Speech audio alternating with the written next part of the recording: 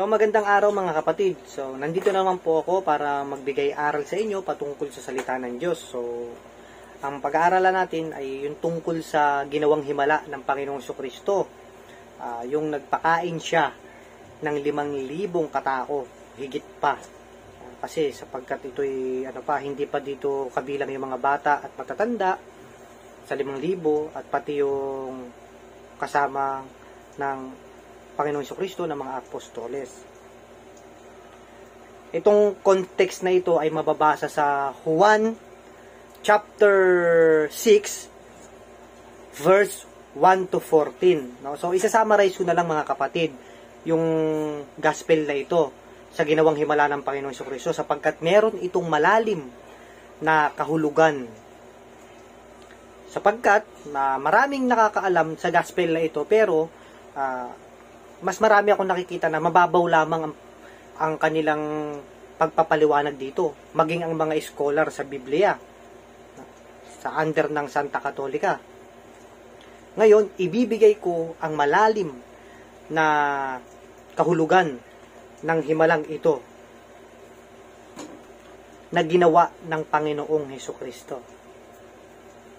So mga kapatid, dahil medyo mahaba itong gospel na ito, 1 to 14, isa-summarize ko na lang mga kapatid para naman magkaroon din kayo ng time sa sarili nyo na makapagbasa kayo ng Biblia.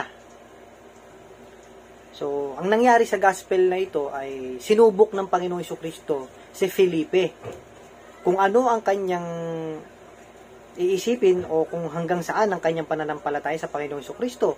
Sapagkat nga, merong nakita sila na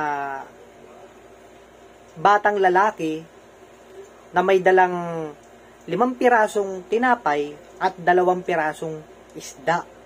So, kasi nagugutom na yung mga tao nung panahon na ito. Dahil nga napakarami ng tagasunod ng Panginoong Jesucristo. Kung bakit marami naging tagasunod ng Panginoong Jesucristo? Dahil sa mga himala niyang ginawa. Nakapagpagaling ng may mga sakit at marami pa samot-saring himala na kanyang ginawa. So, ayun na nga, dahil nagugutom na ang mga tao, sabi ni Felipe, kahit 200 pilak ang ating bilihing tinapay at isda ay hindi pa rin sasapat sa 5,000 katao, sapagkat hindi pa kasama doon yung mga bata, pati yung mga apostoles. So, higit 5,000 sila nung mga panahon na yon. Kaya, sabi ng Panginoong Hesus, after niyang subukin, si Felipe, ay inutusan niya ito na ang kanyang mga apostoles na paupuin nyo ang mga tao sa damo. At kinuha ng Panginoong Jesucristo ang tinapay na 5 piraso, pati ang isda, tumingala siya at nagpasalamat sa Ama. At inutusan niya ang kanyang mga apostoles na paghati-hatiin to sa maliliit na piraso at pinapila ang mga tao at yun na nga, ipinamahagi na nila yung tinapay. No? So, nung time na to, ayon sa mga scholar sa Biblia, Santa Katolika, pinagpira-piraso yung 5 pirasong tinapay, pati mga isda, sa maliliit. No? So, dahil nakapila sila, ito na yung una na medyo mababaw pa na kahulugan tungkol sa gospel na ito at himala, pero meron pang mas malalim na talagang literal na himala.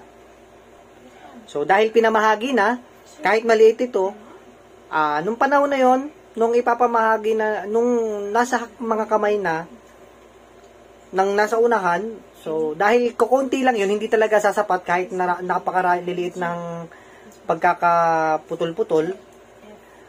Alam nyo ang nanaig sa tao sa mga panahon na yon ay yung pag-share, no, at pagmamahal. Mas umano yung pagmamahal nila, no, kasi dahil hindi nga talaga sasapat yun dahil sa 5,000 at maliliit pa na pira-piraso, ang ginawa nung nasa unahan, so marami sila, ilang hilera, ilang row, sa mga nasa unahan, ang ginawa nila, kaysa kainin nila yon dahil alam naman nilang hindi sasapat sa kanilang lahat, ipinamahagi na lang nito sa kanilang likuran. At yung sa mga nasa likuran, ganun din ang ginawa. Hanggang sa yon marami, ganun nangyari. Ayon sa scholar, sa Biblia, ang himalang nangyari dito ay yung pagmamahalan at pagbibigayan, pag-share sa bawat isa. Kaya nga ang nanaig nun ay ang pagmamahalan, di ba? Ang Panginoong Kristo ang pinakamapagmahal Diyos na makapangyarihan sa lahat. At after mangyari nun ay nangaral ang Panginoong Kristo. Habang siya'y nangangaral, meron silang natira pa. Ipinakolekta niya ito sa kanyang mga apostoles. At nung yung mga natira, dahil sa pag-sharing, no, pagmamahalan, yun na yung isang himala na nagkaroon ng pagmamahalan at pagkakaisa ang bawat tao, muling tumingala ang Panginoong Kristo at inangat yung mga natirang tinapay na maliliit na pira-piraso pati isda. Inangat niya ito at muling nagpasalamat sa langit. At dun na muling gumawa ng himala ang Panginoong Kristo na bigla nang nagkaroon ng maraming tinapay, maraming isda, at ang lahat ay pinamahagian at nabusog. At nung after nilang kumain, muling ipinakolekta ng Panginoong Kristo sa mga apostoles ang sinasabi ng Panginoon na ipunin ninyo ang lahat ng natira. At yun nga, kaysa masayang, ay yun nga,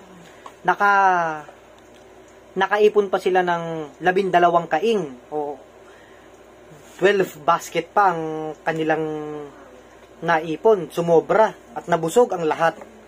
So ang aral dito mga kapatid, no?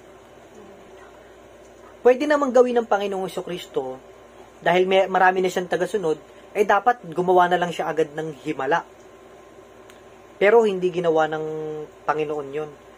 Hinayaan niya munang makadama ang mga tao ng pagmamahalan at pagbibigayan. Dahil yun ang nais ng Panginoon sa ating lahat. Ang magmahalan at magbigayan. At nung yun nga ang naganap at nangyari at naghari sa bawat isa ng mga taong tagasunod ng Panginoon Kristo nung time na yun, ay doon na muling gumawa pa ng himala. Nakita ng kanilang dalawang mga mata na talagang nag-umapaw ang mga tinapay at isda at ipinamahagit sila'y nabusog. At ang sabi pa nga ng mga taong yon, siya nga ay isang tunay na Diyos. At nung siya ay alam niya ang iniisip ng bawat isa na gusto siyang gawing hari ng mga taong yon, ay siya'y biglang umalis at biglang umakyat sa burol sa bundok at nanalangin. Napakamababang kalooban ng Panginoon Kristo at siya ay matuwid. Ang kanyang purpose ay hindi nagbabago. At ipinapakita dito yung kapangyarihan ng pagmamahalan at pagmamahal ng Diyos. Kagaya na lamang nung naipako ang Panginoong Kristo, pinahintulutan niya ring mapako ang kanyang katawang lupa dahil sa kanyang pagmamahal sa sanlibutan. At yun din ang naging dahilan kung bakit nagkaroon ang mga taong makasalanan ng konsyensya at pagsisisi. Kasi, kung pinairal ng Panginoong Kristo ang kanyang pagka-Diyos, pwede niya nalang lipulin ang mga tao dahil sa kanilang mga kasalanan, ngunit hindi, sapagkat mahal na mahal tayo ng Diyos. Ang nais niya sa ating lahat ay magbago tayo at magmahalan. Walang sinuman ang makakatumbas sa karunungan at kapangyarihan ng Diyos ng Panginoong Kristo. At sana, mga kapatid, sa gospel na ito ay marami kayong natutunan.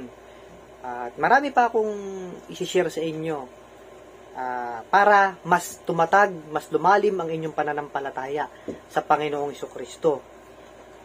Sapagkat maraming gospel sa internet na kumakalat na minsan ay medyo hindi accurate. Katulad na lamang ng gospel, yung patungkol sa 40 days na pumunta sa disyerto ang Panginoong Kristo. Hindi ba't kung titingnan sa mga gospel na ipinapalaganap ng mga bagong sekta, para bang makapangyarihan ang demonyo. Pero hindi po. Kasi, sinasabi doon na kayang bigyan ng demonyo ang Panginoong Jesucristo ng kayamanan, gagawin siyang hari, at kung ano-ano pang pangaalok sa kanya ng demonyo. Ngunit, hindi maaari yon sapagkat ang lahat ng bagay ay nanggaling sa Diyos. Ang demonyo ay naguudyok lamang upang gumawa ka ng masama para mapasa kamay mo ang kayamanan at kaginhawaan at karunungan na inilaan ng Diyos para sa mga tao. At sabi pa nga ng demonyo sa Panginoong Jesucristo, anak ng tao, galing sa lahi ni Abraham. Gawin mong tinapay ang batong yan upang mapawi ang iyong gutom. At inuudyok pa niya ang Panginoong Jesucristo na bibigyan siya nito ng kayamanan. Ngunit, hindi naniwala ang Panginoong Jesucristo doon sapagkat alam niya ang tunay. Sapagkat siya ang Diyos na makapangyarihan. At siya'y hindi tao. Siya ay nagmula sa langit, bumaba sa lupa. So, ipinapakita ko rito, mga kapatid, kung ang demonyo ay makapangyarihan, dapat siya na lang ang gumawa ng tinapay at inalok sa Panginoong Jesucristo. Hindi ba ganon? Doon talaga makapangyarihan ng demonyo. At dapat, nagpakita na siya ng kanyang kingdom, kayamanan, para ialok sa Panginoong Jesucristo. Ngunit hindi, ang demonyo ay nanguudyok. Sapagkat, mga kapatid, lahat ng kaginhawaan, lahat ng kayamanan, lahat ng kung anong meron dito sa ating kamunduhan, ito ay likha ng Diyos. Ang demonyo ay limitado lang ang kanyang kapangyarihan sapagkat siya'y pinarusahan ng Diyos, amang makapangyarihan sa lahat, sapagkat siya'y masama.